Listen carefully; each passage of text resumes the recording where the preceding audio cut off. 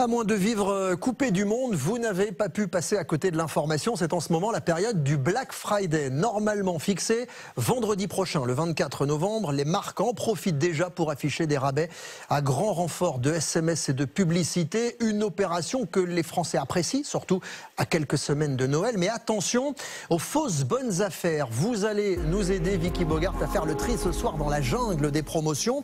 Et d'abord, gare aux arnaques, des vraies arnaques montées par de vrais escrocs.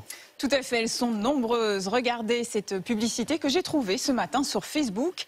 Elle met en avant des réductions incroyables, allant jusqu'à 80% sur des vêtements d'une célèbre marque de prêt-à-porter. Si on clique dessus, on n'est pas dirigé vers le site officiel de la marque, mais vers un site qui tente de l'imiter. C'est en fait une arnaque.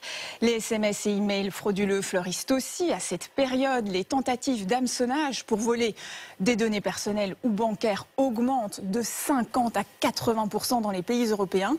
Et le Black Friday, c'est aussi l'occasion pour des vendeurs peu scrupuleux d'écouler des contrefaçons perdues au milieu de toutes ces promotions.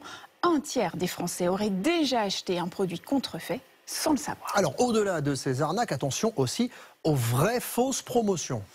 C'est une pratique courante, gonfler les prix avant le Black Friday pour ensuite afficher une promotion alléchante. Exemple avec cet iPad proposé par une grande surface à 399 € le jour du Black Friday. Il faut savoir qu'il coûtait seulement 389 € un mois plus tôt, mais entre-temps, son prix a été relevé à 439 € afin de pouvoir afficher une réduction de 40 €. Et cette pratique, ce type de pratique, c'est légal ? Oui, car le vendeur a pour seule obligation d'afficher la réduction par rapport au prix le plus bas pratiqué au cours des 30 derniers jours. Donc cet iPad, si je résume, il valait mieux l'acheter avant le Black Friday en fait. Exactement, et c'est loin d'être le seul exemple car les comparaisons sont la plupart du temps faites avec des prix conseillés par le fabricant ou le prix d'origine qui est le plus élevé, c'est le cas sur ce site par exemple.